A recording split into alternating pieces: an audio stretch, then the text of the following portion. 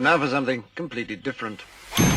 Forget everything you've been told by others before. Get ready for the real deal, the full story. Real talk about money, markets, life.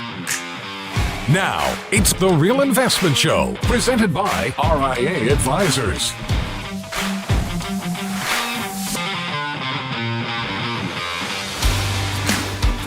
Good morning. Welcome to The Real Investment Show, Financial Fitness Friday edition. I'm Danny Ratliff here with John Penn. Thank you guys for joining. Market futures down just a tad bit. A lot of economic data here this week. But bonds have been a little bit of a bright spot if you're holding fixed income.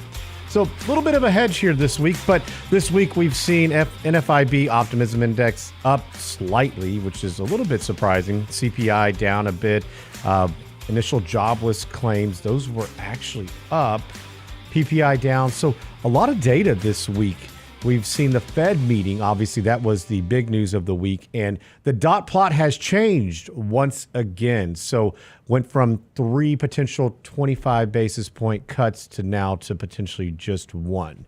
And, I think there's been a lot of conversation surrounding this and what does this mean? And I don't think anybody really truly knows. Everybody's hypothesizing exactly what this means, but this will remain transitory for quite some time. And so this data is going to be extremely important. We're going to hear from a lot of Fed presidents today. Import-export numbers will come out this morning as well.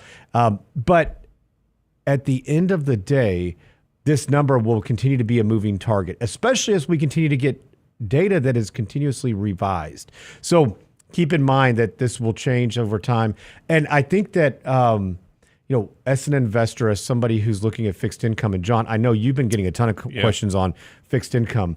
And, Wednesday, Lance and I talked a little bit about, the difference between ETFs and bonds. You guys have had a lot of questions on the chat. If you have any questions today, we're going to open it up. So we're going to try to address what we can. We've got a lot to get to. But, let's jump into fixed income just a little bit, John. And so Lance talked about the difference between ETFs and individual bonds and what that means for most folks. And, what are you seeing and what are the bigger questions? Because we've seen these rates jump, probably 30, 40 basis points, actually a tad bit more if we're down to 4.2 range in the last several weeks. Yeah, so getting a lot of questions. Really, it's really more around longer duration, longer maturity bonds, or just longer maturity, longer duration bond holdings, whether they're individual bonds or maybe they're, to your point, maybe they're ETFs or exchange-traded funds. So, I think a key takeaway in all these different conversations, even for folks that hold individual bonds. So if you hold an individual bond, that individual bond has a specific beginning date and it has a specific end date when it matures, right? So if you don't do anything and you hold that bond until it matures, well then, as long as that entity, let's assume this is a treasury. So as long as the U.S. government is still in existence, let's say 20 years from now, you've got a holding of a 20-year bond. Hey, you know what? You're going to get your interest payments, your coupon payments for the next 20 years. Plus, when that bond matures, Danny, I'm going to get 100% of my principal back. I think what investors fail to realize sometimes is those individual bonds, the prices of those bonds will change while you hold them, right? They're going to fluctuate. And bond prices move in an inverse direction. There's an opposite relationship between how bond prices and interest rates move. And the longer the time element of a bond, the longer that maturity that a bond has, the more sensitive those bonds' prices will move to changes in interest rates. So, but as of late, to your point, Danny, you've seen the yield on the long end of the curve, let's say 10-year treasuries, the yields come down a little bit. As of this morning, it's around a 4.2. So yields have come down. So you've seen the value of those longer duration bonds in your portfolio start to appreciate, right? But go back to the month of April when equity markets were pulling down and interest rates ticked up a little bit in April. Hey, those longer duration bonds in the portfolio, you were seeing some red on your screen. And I think that when you open your account and you look online and you go, wait a minute, I thought I couldn't lose money in bonds. I thought this was fixed income. What's going on? It's good to realize that bond prices will change to changes in interest rates. The big difference between an individual bond and an exchange-traded fund doesn't have a maturity date. It can go on forever, right? So, there you'd have to sell your shares. So, some things to kind of keep in mind about those different investment vehicles. Yeah, if you go to realinvestmentadvice.com, Lance actually wrote an article on bonds, and there's been a lot of, different conversations going on out there about how rates are going to continue to increase. We're going to see hyperinflation, the dollars, going away. We're going to talk about all this and more. But, one thing that he mentioned in this article, and so go to realinvestmentadvice.com, go to Insights. You can click on blog. You can find it. It's at the very, very top. But, when we think about it, what drives interest rates in general, it's going to be a robust economy.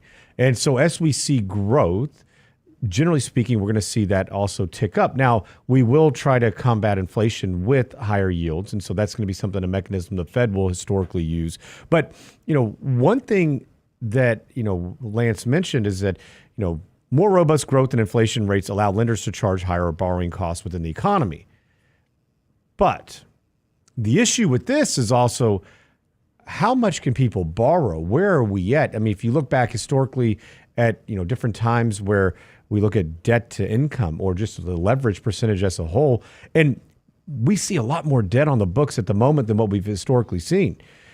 That is in of itself another issue on why it's going to be difficult to see rates go much higher, because as we continue to see people take on more debt just to make their ends meet, as we've seen with credit card balances, with delinquencies increasing, all of these things don't bode well for rates to maintain, an elevated position. So the difference, though, in a bond versus a stock, so unlike stocks, bonds have a finite value. The principal and final interest payments are returned to the lender at maturity. Therefore, bond buyers know the price they pay today for the return they will get tomorrow. So this can be a great tool for, understanding and really calculating the income that you will receive. Now, the difference is that you're going to see that fluctuation in it. So where you see the net asset value go up and down, when we're holding an individual bond, we know exactly what type of income you're going to get out of it now, which can be very good from a financial planning perspective, right? We want to back in. We want to look at somebody's Social Security, pension income, if you have it, if you're lucky enough, any other types of income you may have. It may be rental, investment, but this type of investment income we can track down to the penny for the most part and understand exactly what you're going to receive. And this is extremely important. So I think fixed income still has a seat at the table, and probably even a bigger one than what we saw even a couple years back. Well, I agree. And so a lot of great points that you just made there. So if you hold that individual bond, and let's say your coupon, let's say right now is, 4.5%.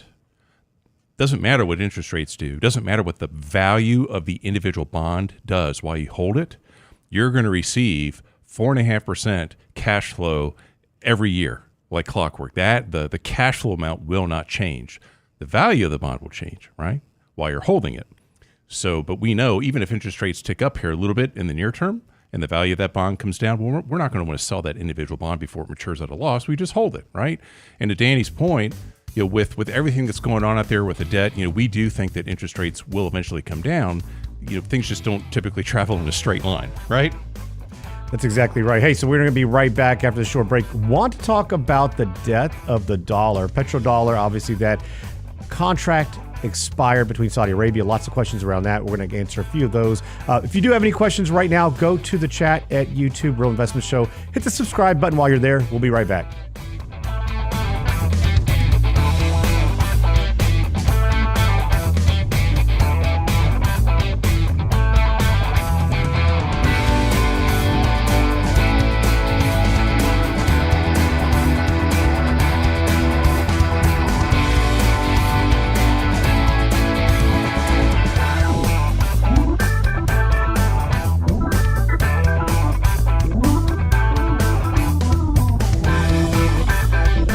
Daily investment news you can use, delivered at the speed of the internet at realinvestmentadvice.com. It's back. Get ready for our next live chat edition of Candid Coffee with Richard Rosso and John Penn, Saturday, June 29th. Anything you want to know, we'll find the answer. What's going to happen to interest rates? Should I put all my money in gold? Has Lance been working out? Register now and submit your probing questions for John and Rich at realinvestmentadvice.com. How far will NVIDIA go? What about social Social Security. Who does Mike Leibowitz's hair? The live chat edition of Candid Coffee with Rosso and Penn. Register at realinvestmentadvice.com. Realinvestmentadvice.com. Are those your pajamas? Small businesses are now being challenged by the lack of employees and how to attract and recruit the best employees. To get the better employee, you'll have to offer a better package. Hi, I'm Tom Allen, RIA Advisors Retirement Plan Consultant. Don't assume a 401k plan is too costly or complicated for your small business to offer. Let us show you how to make the most of an affordable and effective plan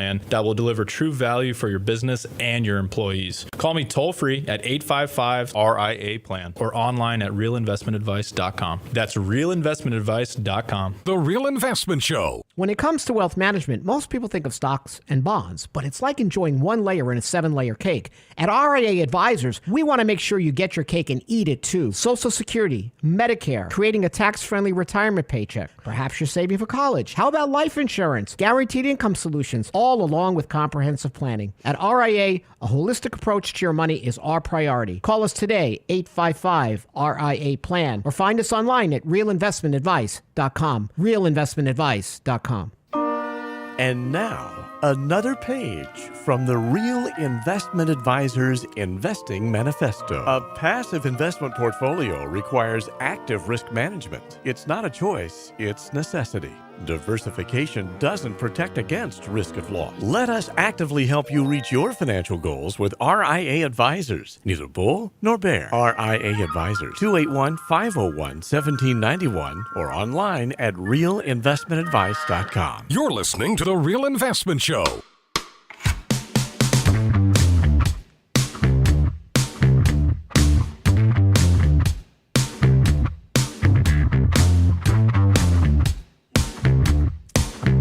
Welcome back to the Real Investment Show. I'm Danny Ratliff here with John Penn. So, as promised, we're going to try to get to a handful of your questions today. Do want to get to a lot. Petro Dollars has been a big conversation, John. I've got quite a bit of this week. But want to tie up a couple loose ends on the bonds. So, question is, if your bonds go up, yields down, should you sell your bonds? So, this is a conundrum, maybe, for many, because I think what we see on paper is that if your bonds go up, your yields go down. You're essentially, if you were to sell this, what's your break even? Where are you going to go out and purchase? Because effectively, whatever you've gone up is essentially what you're going to turn around if you went to go buy a different bond. And the same thing if it went down. So that price is already baked in. So if yields rise and your bond prices drop, then essentially the effective yield, if you went out and bought that same bond, would be exactly whatever that yield is on that Treasury corporate or whatever it is it's selling at the moment. So I know Wednesday, Lance and I talked a lot about Treasury bonds in particular because there's not as many other issues, right? We're not so concerned about the default risk, all the other things that go along with it.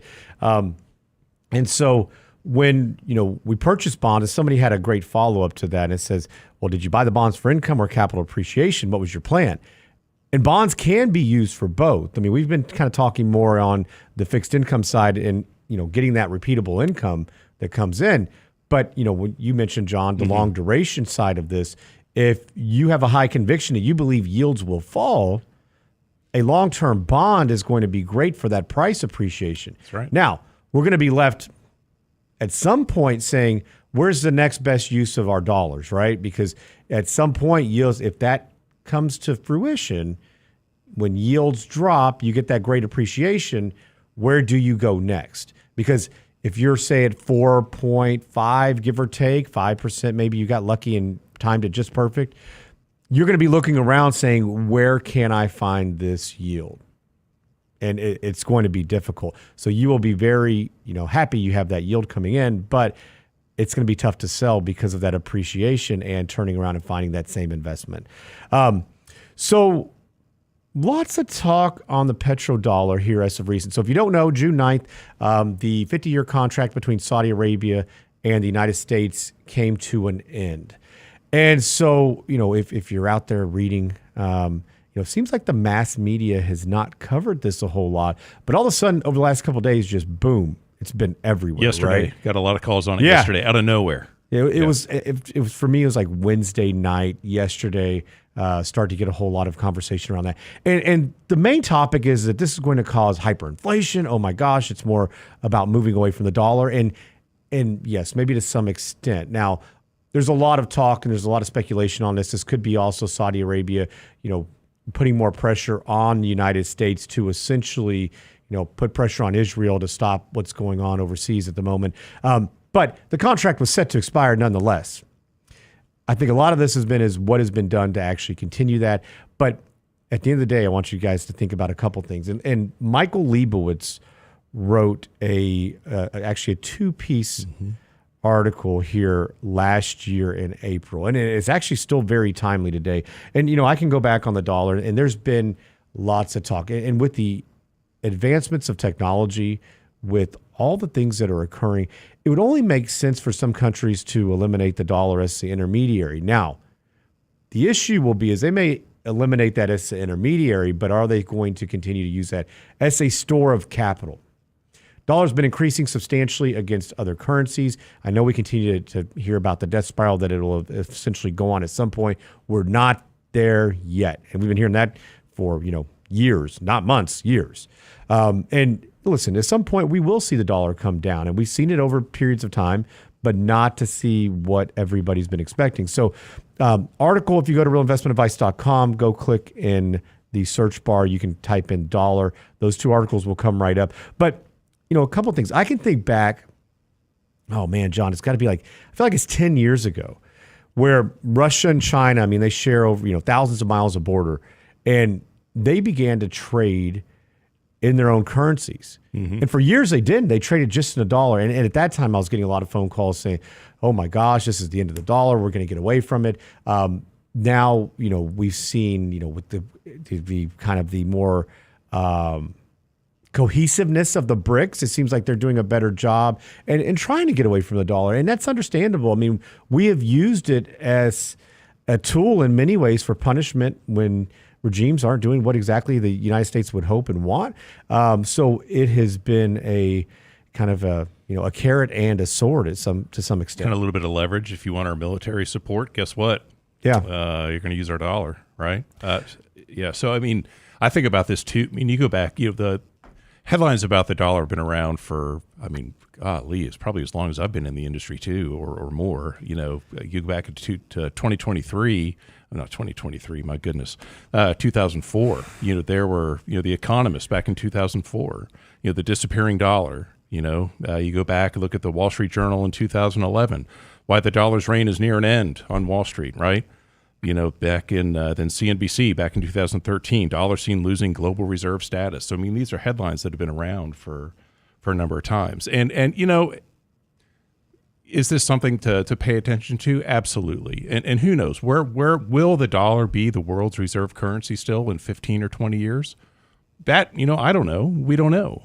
But I think it would be hard pressed for the dollar to not be the world's reserve currency. I don't think this is going to be something that happens overnight, right? I think it's something that we could eventually prepare for and adapt and change. But right now, if you're a foreign country or a foreign government, and you're looking for a market out there where you can place your currency or you can place funds, and you want to be able to get that money back, and you want that money to be in a very stable environment that's large, liquid, where there's no risk of you not receiving your capital back, what is that market right now that you're going to use? It's the dollar, right? Well, you see what's happening overseas in different areas. Nobody wants to store. Do you want to store funds in China? We've heard story after story of, investors here in the United States, large investors, millionaires, billionaires who've invested in China. Now they can't get their funds back out. They can only keep the funds in China. Same thing in other areas. And so you have, basically countries that, is there a lot of trust there? Probably not. And so, one thing is that I want to make, abundantly clear right now, you may be able to go out and you're going to be able to purchase oil from Saudi Arabia in your own currency. But what do you think Saudi Arabia is going to do with those funds? If they want to keep them with some type of store of value where they're not concerned they're going to wake up and it's going to be down 5-6% the next day, or you're going to have a run on the bank, or you're going to have a big crash, where do you think those funds go? Well, they immediately likely go right back into treasuries. Mm-hmm. So we've got to, keep this at face value in the sense that, yes, this is, likely another step in the direction that people can say, hey, we're getting away from the dollar, but at some point, until you find a better alternative, this is what they're stuck with. And at some point, maybe they do, but like you said, John, it's likely years away. And so, Mike goes over a couple of really good, valid points. And I think some of the key takeaways here is that there are 4 big reasons that you need the dollar, right? Number one, the rule of law. I mean, our law, and despite what many think right now, here in the United States is much better than any other country in the world. There's no doubt about that. You touched on this, liquid financial markets. I think that's crucial. The liquidity that we have with the dollar, with treasuries. And it may not be that they go out and just put money directly in the dollar. Most of the time when they're doing so, they're putting money in treasuries.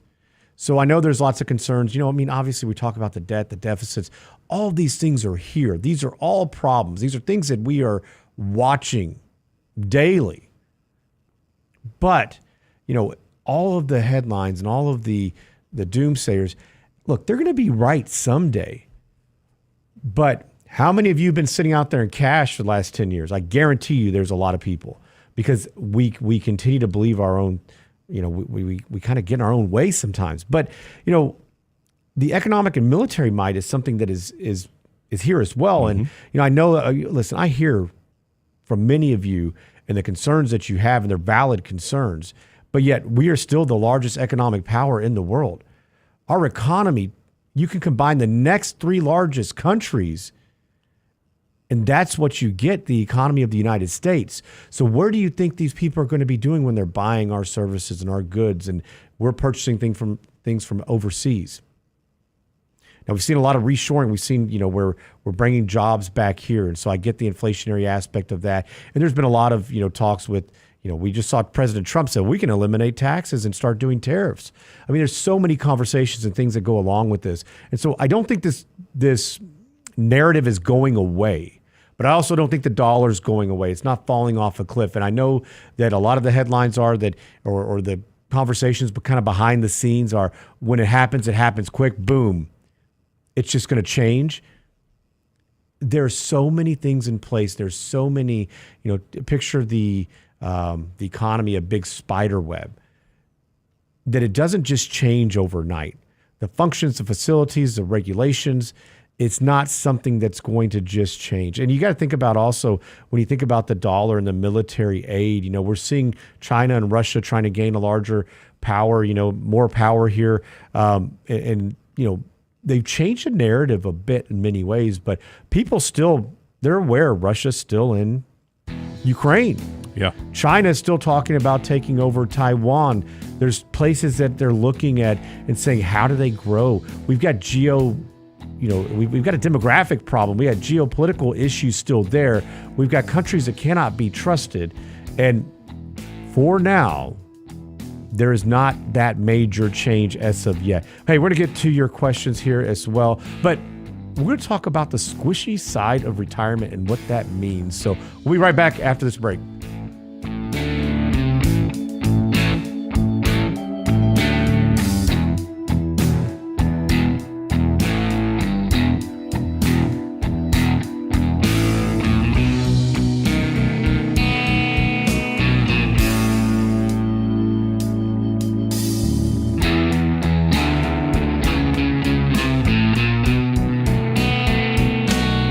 Investment Advice blog. It's required reading for the informed investor. Catch it today at realinvestmentadvice.com. It's back. Get ready for our next live chat edition of Candid Coffee with Richard Rosso and John Penn, Saturday, June 29th. Anything you want to know, we'll find the answer. What's going to happen to interest rates? Should I put all my money in gold? Has Lance been working out? Register now and submit your probing questions for John and Rich at realinvestmentadvice.com. How far will NVIDIA go? What about Social Security? Who does Mike Leibowitz's hair? The live chat edition of Candid Coffee with Rosso and Penn. Register at realinvestmentadvice.com. Realinvestmentadvice.com. Are those your pajamas? Hi, Lance Roberts here. If you're like most people, your 401k plan represents the bulk of your retirement assets. And unfortunately for many, managing your 401k plan can be difficult. There's so many choices, so many things to consider. With just a quick email, a couple of questions, you can put RIA Advisors to work for you managing your 401k plan. Just simply click Ask a Question at realinvestmentadvice.com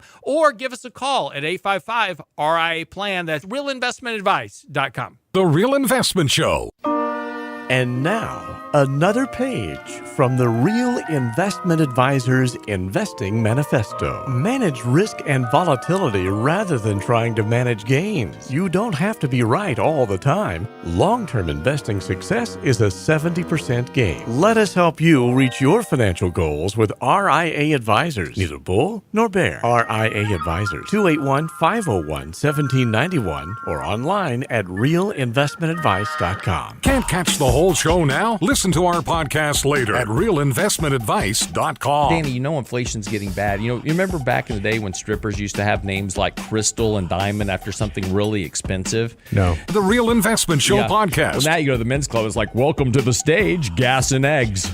So, I mean, you just know stuff's getting bad, man. Inflation. Same show, your schedule. Where'd you get this from, Lance? Is this? I was thinking about this last night. I was like, at realinvestmentadvice.com. because it's on all cash business. Yeah. When it comes to wealth management, most people think of stocks and bonds, but it's like enjoying one layer in a 7-layer cake. At RIA Advisors, we want to make sure you get your cake and eat it too. Social Security, Medicare, creating a tax-friendly retirement paycheck. Perhaps you're saving for college. How about life insurance, guaranteed income solutions, all along with comprehensive planning. At RIA, a holistic approach to your money is our priority. Call us today, 855-RIA-PLAN, or find us online at realinvestmentadvice.com. realinvestmentadvice.com. Health and financial security touches everyone within your organization. Offering benefits for all doesn't need to be complicated. Hi, I'm Tom Allen, Senior Benefits Consultant at RIA Advisors. RIA Benefits provides independent expertise to find solutions that speak to the mission of your business, the culture you want to establish, and the budget you are able to work within. Book a free consultation with me at realinvestmentadvice.com/retirement, and we'll find a solution that takes care of your most important asset, your people. realinvestmentadvice.com/retirement, realinvestmentadvice.com. The Real Investment Show YouTube channel has all our videos ready for your easy access, like Technically Speaking Tuesday, Financial Fitness Friday, plus each day's radio shows. Subscribe and bookmark our YouTube channel at realinvestmentadvice.com. You're listening to The Real Investment Show.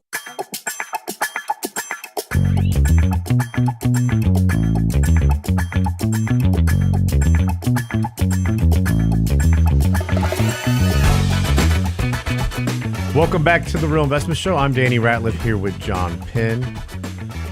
Hope all you are out there to a great Friday. I can see out the window barely. It looks like the sun is up, maybe a little overcast here in Houston, Texas. But if you're joining, hey, tell us where you're from. Go to YouTube, the chat. Let us know where you're listening from. I know we've got people all over. It's always fun to see where you guys are.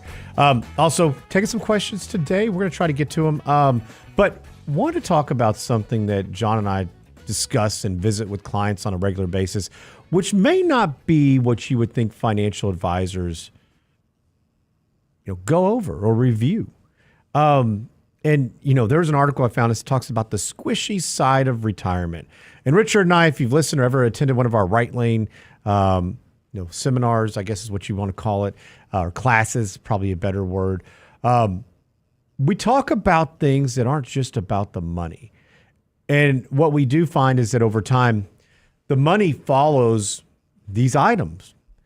And the squishy side of retirement is kind of an interesting word or perspective on it. We've always called it, when you're going from, one part of your life, you've been an accumulator, you're going to a distributor. What does that look like?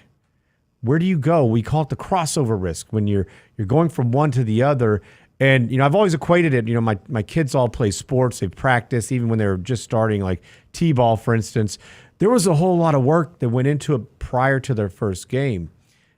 We just are expected typically with retirement that we step up and boom, we're done, right? You flip that switch, you walk into it, and you're expected to know exactly what to do. And while many people know the financial part of it, at least they think they do initially, there's a lot more to it. Wouldn't you agree, John? Yeah, I think I mean, there's always conversations around, what's your right allocation? What's your right ratio of stocks to bonds, cash? What are your income needs? Let's look at your budget. Let's look at all of your cash flow, sources of income, all of those number nitty gritty financial planning stuff that we like to dive into. And real quick, before I want to cut you off quickly. If you are about to retire, don't call somebody and say, all right, I'm ready. I need your help. Let's put this plan together. Okay? And look, it's fine. We can do it. But if you really want to use an advisor well, call them well before your retirement. Oh, totally agree. Because we can do so many things while you're working. Taking advantage of employer benefits. I mean, there's so many things that are left on the table or things you may not be thinking about that I think that there's a lot of additional value that can be added. Sorry, I didn't want to cut you off. No, you're spot on. So, yeah, I mean, it's best not to call an advisor, hey, I've got 10 days to make this decision. Can you help me? We can. But might be good to kind of pre-plan that a little bit further in advance. Just saying. But so what you're talking about, that squishy side, it's kind of everything else. It's, hey, you've been in a career or been a business owner for so much of your life, and that's been kind of your thing, right? Your purpose. Why you get up in the morning, why you go do the things that you do, and you're used to seeing the people that you see every day, and that sense of community and your involvement and that drive, and this is what you do. Now all of a sudden it changes. Well, aside from the money and all the planning and all of the financial aspects of it, what are you going to do? Right? How are you going to fill that time? Now what is going to be your purpose? How are you going to spend your time during the day, during the week, right? And I think that is such a challenge that, I think we're so geared to getting to the finish line, get me up over the mountain, get me over the peak of the mountain. I'm saving, get me there. And all of a sudden you go over the peak and now you're coming down the mountain. You're like, I don't know what to do here with my time anymore, right? Yeah. What's that sense of purpose that I'm going to have? What's going to be that drive, right? Yep, and I do find that over time, many people, you fill that time up quickly. We talk to a lot of retirees, obviously, with what we do daily, and you can say, wow, I don't know how I used to work and get all the things done that I do, but it's not always automatic. A lot of times it does take time, and so we talk about the crossover risk or the black hole that many people can fall into. That takes some time to get out, and men particularly, a lot of men go into retirement and they're actually They battle with a bit of depression because you don't have that sense of purpose. And so what we always encourage, conversations ahead of retirement, it's like, all right, what are we going to do? What is something that you're going to do? What's a hobby? Are you going to play? Is it that you're going to play golf every day, or you're going to fish, or you're going to go? You're going to spend time with the grandkids. You're going to go do whatever it is, charity work, volunteer work, all of these things that can provide that sense of purpose. But one thing I want any of you to think about, especially if you're married or you have a partner, what are you going to do by yourself, and what are you going to do together? And especially if there's been one spouse that stayed home, man, you better get it figured out, because that's going to disrupt a lot of, a regular schedule. I mean, I can remember my wife, when she was working, we're blessed she can stay home with the kids, but and she does work. She has a small business, but she's not like the typical, going into the office job anymore. And her contract was up, and we made the determination to not, her not to go back to work. We had somebody who came in and helped us. And talk about a disruption of my life. I felt like she got home and we thought this was a great thing. I'm like, whoa, you're doing all of this wrong. And so, if she's listening, I'm sorry, babe, you do great. But everybody gets in their habits, right? Especially if you've been doing it for years. I was historically the one getting the kids up, getting them ready to, for somebody to come to care for them or take them to school or whatever it was before I was going to the office. And then I would get home at night. She woke up super early, so I was doing the nighttime routine because she was hopefully in bed. And then, it was a challenge. So I created those my own kind of ways and things that we did and habits. And, we hear that from people that stay home, or maybe they retired earlier. They've done the same thing. In fact, it's not uncommon to have one spouse retire and the other one go back to work or find something else to do. Like, you're driving me nuts. So what we encourage everybody, though, is not to just go blindly. Have those conversations. Sit down. I'd encourage you to go have a date night and have these conversations on what are your dreams? What do you guys want to do? And, not just, individually, but together as well. And I think that helps kind of buffer a lot of that. Yeah. So I can't tell you how many meetings after somebody retires and, now both spouses are at home and I have that, that meeting, whether if it's in person or Zoom, whatever that is now. And a couple months down the line, usually it's, I'm going to pick on the men, but usually it's the wife. She leans in and goes, John, we need to find something for him to do. We got to get him out of the house. He's driving me crazy. I'm like, okay, well, let's kind of figure this out a little bit, right? So starting to think about this now, and what I like to help people and just coach people. So a lot of what Danny and I and our colleagues here do, there's a lot of the financial aspects that we really dive into with folks, and we really enjoy it. But there's so much of this that we do that isn't necessarily directly numbers related. We're also coaches. We're emotional counselors. I think we wear a lot of different hats, and I think that's even more so the part of this role that I enjoy even more than the markets. The markets are interesting, stocks and bonds, all that fun stuff. I mean, it's fun, but it's the real connection to people and your lives. That's the part that I just find so rewarding. And what I usually just tell folks is, if there's stuff out there that you like to do for fun. Look, if you've got old hot rods or cars, and you like going to car shows. For me personally, I want to go to car shows all around the world and meet people and share stories. And I want to find all the great little barbecue and coffee shops, and that's what I want to do, right? I mean, I want to go out there and meet folks, and it's amazing how vehicles, cars, there's stories there and how it brings people together. That's part of what I want to do when I get older. But there are clients that I work with where now they're retired from their previous careers. And now they rescue animals. There's a lady that I work with where she helps place, canines that used to work with police officers or used to work with soldiers in the armed forces. And these dogs are abandoned. They're left behind. And she helps place them and find homes for them. And it's so rewarding. And so, there's so many different things that you can do. But what brings you joy? If money was no object, what brings you joy? And go follow that, right?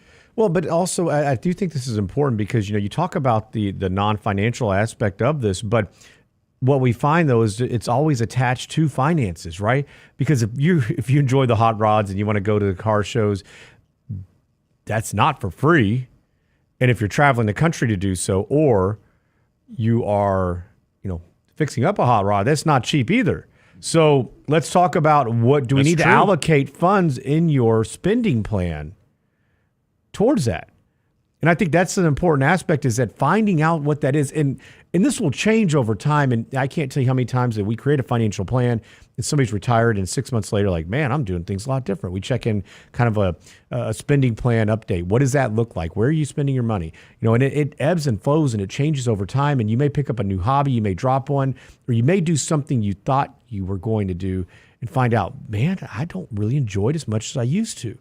And so, that's great because that plan is the foundation, and it's going to give us the ability to go out and say, well, okay, all right, you're going to do this a little different. What does this look like? You're going to spend a little bit more than what you anticipated, or you're not going to spend money here, but you're going to spend it over here, and this additional cost is tied to it. So all of those things that we don't think matter, or like, we'll get to it later. Finances is what we're worried about.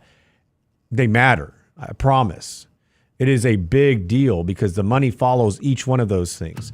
Now, there's a whole lot that we can get into with this. We're going to get a little bit more on the other side of this. If you do have any questions, go to YouTube, Real Investment Show, go to the chat, go hit subscribe. We'll be right back.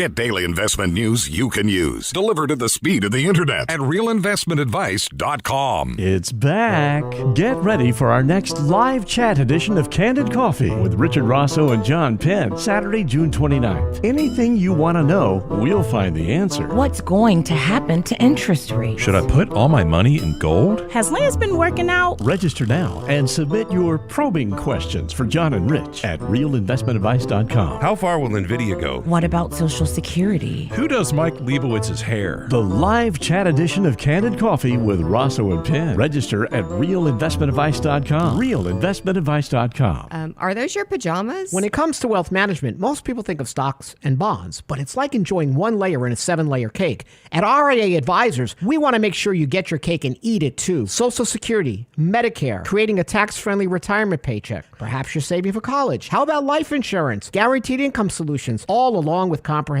planning. At RIA, a holistic approach to your money is our priority. Call us today, 855-RIA-PLAN, or find us online at realinvestmentadvice.com. Realinvestmentadvice.com. The Real Investment Show. Small businesses are discovering that attracting and retaining top talent come down to more than just salary. In today's highly competitive job market, compensation is more than just wages. Hi, I'm Tom Allen, RIA Advisors Retirement Plan Consultant. Healthcare and retirement plans can make the difference in hiring and retaining the best employees. We can show you how to build an affordable, effective employment package that delivers true value for your workers and your business. Call me toll-free at 855-RIA-PLAN or online at realinvestmentadvice.com.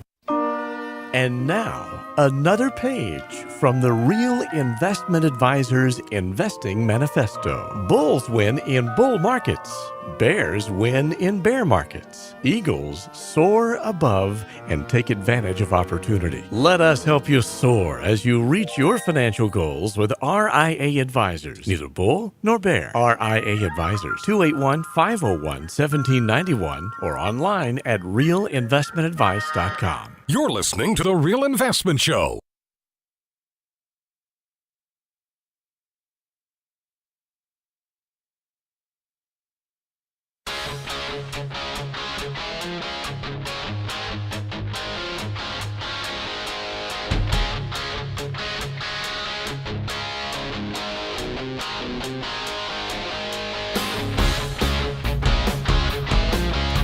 You know, it's funny when you start doing radio and Lance will tell you, don't be afraid of dead air. But I think it scares Brent to death. I have nightmares about dead air. Your dead air is different than our dead air, though. Wake up in a quiet room, and I'm terrified. Is there a length of time? How many seconds? Is it just a few seconds, or what is it that where you're just like, okay? To me, it's a lifetime. It's a lifetime. Yeah. Wow. I mean, 2 seconds of dead air is just interminable. You know, just like right there, almost. We almost I was had 2 see seconds how long right you there. go. I wasn't going to say anything for a minute. Well, I can see. I just want to see his eyes light up like, hey, what are you doing? Where you at? Can I just say, by the way, your tunes this morning, they're always so good. And we had a YouTube listener just say the tunes are so good. Thank you. I think, sometimes, what if we had a show where I know we all get so wrapped up in the news headlines and the media. Mm-hmm. Let's meditate with our money with Brent Clanton. Just play tunes for an hour where we all just tune in and just chillax. The RIA Studio Orchestra. I love it. Yeah. Good stuff. All right, breaking news. Fathers eat free. Chick-Fil-A this weekend on Sunday. Psych. That makes sense. Not going to happen. But you do notice that if you want Chick-fil-A, it's going to be on a Sunday, right? It's got to be. There's something about driving past a closed Chick-fil-A that makes you want it even more. The scarcity of it is got to be what it is, right? Yeah. It's like you can't have it all the time. So, I mean, it's probably a really smart business tool that they've used. I mean, I love what they're doing it for. Church, spend time with the family, kind of a day of rest. I miss the Blue Laws. What's that? I miss the Blue Laws. Do you remember the Blue? Maybe you're too young. Not really. Back in the day. I do remember. I mean, vaguely. But Blue Laws basically said you're closed on Sunday. No business. Yeah. Mm-hmm. Yeah. Well, I know is when you just talk about Chick-fil-A, the other day we were making salads and our own kind of chicken salads at home. Yes. And our girls pulled out this bottle of Chick-fil-A's avocado ranch or whatever that is. Yeah. secret sauce. That stuff. I'm not a big sauce guy, but that right there, just give it to me on a spoon. I think it's got crack cocaine. I think it does. Yeah. It was worth it. Yeah. It's possible. Very, very possible. Yeah.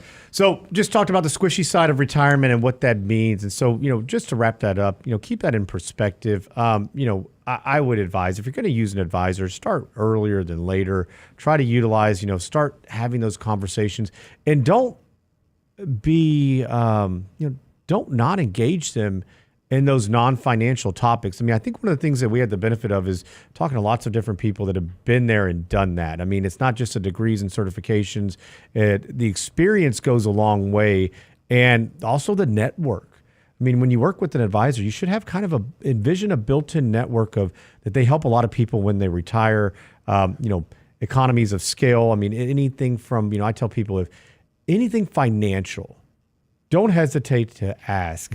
It may be like, well, I don't need to call you when I'm buying a car, and you don't. But we may know somebody that has purchased that same vehicle at some other place that got a better deal or found 0% financing or whatever it may be that you just haven't found yet.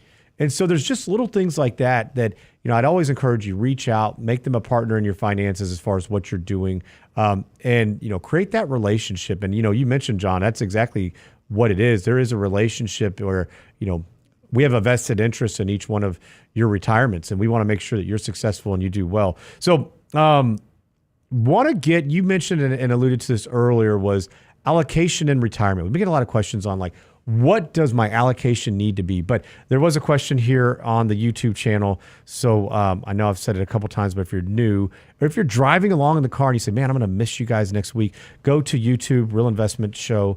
Go hit the subscribe, hit the like button. Love to have you there. But you can also ask questions. So EC asks, Roth IRA conversion. Is there any reason not to convert all of my traditional IRA to Roth? I see higher taxes in the future. I agree. I think we see higher taxes in the future. I mean, we certainly have a spending problem with this government right now. And there does not appear to be much of an end in sight. I don't see austerity. I mean, we may have a forced austerity at some point, meaning government will have to cut spending. But, I think this is so ingrained with them. I don't see how they stop anytime soon. So, being that they are a non-revenue producing business, quote unquote, where are they going to go? What are they going to do? They're going to raise taxes, right? And so we may see that a number of ways. I mean, I know people are concerned with means testing. We do see that already, really, with Social Security being taxed and Medicare premiums. So that's one way they already do it. But we'll also likely see that in other ways. And so we need to be diligent and prudent as far as what we do now. And so it is a little bit counterintuitive for many people to look at Roth IRAs, John. I mean, we do these and they're like, whoa, I got to pay all these taxes now? But historically, you're going to pay them anyways. So, what would you say to somebody, entertaining this idea? Well, and the answer is it's different for everybody, right? But but you have to really look at this and say, okay, well, you're going to pay taxes. It's just a matter of, well, how much do you want to pay? So we look at this and say, okay, well, and again, nobody knows what the future holds, but we too think income tax rates won't be any less moving forward. So is it better to pay some tax now when rates are known? Because look, I mean, just here at the end of 2025, going into 2026, the Tax Cuts and Jobs Act, those rates are going to sunset, right? So, but again, hey, can you pay a little tax now versus, pay a little bit more now, maybe, and that'll help you kind of smooth out your tax burden, over time. But there's some things you got to think about too, because sometimes folks are so gung-ho, I want to convert. Okay. Well, let's take a step back and look at it, because if you convert from your traditional IRA over to your Roth, you can tell the firm, let's say Fidelity, Schwab, Vanguard, wherever you have your accounts, hey, you can tell them, okay, I want to convert, $20,000 from my traditional IRA into my Roth. Well, you can tell that firm, hey, withhold, 15%, 20%, 22%, withhold, X amount from that conversion to pay the tax, and then the net amount gets converted over to the Roth IRA.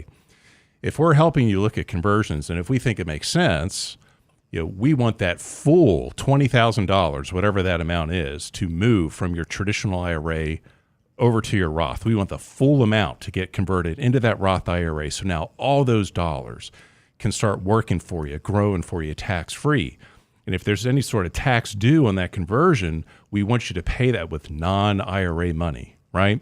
So when we're looking at this Roth conversion strategy, we got to look at that bucket of non-IRA money to make sure that there's enough there so that if you start paying the taxes on those conversions, one, we don't want to affect that financial vulnerability cushion that Rich and Danny always talk about. We want to make sure that we always keep enough liquidity there for you, right?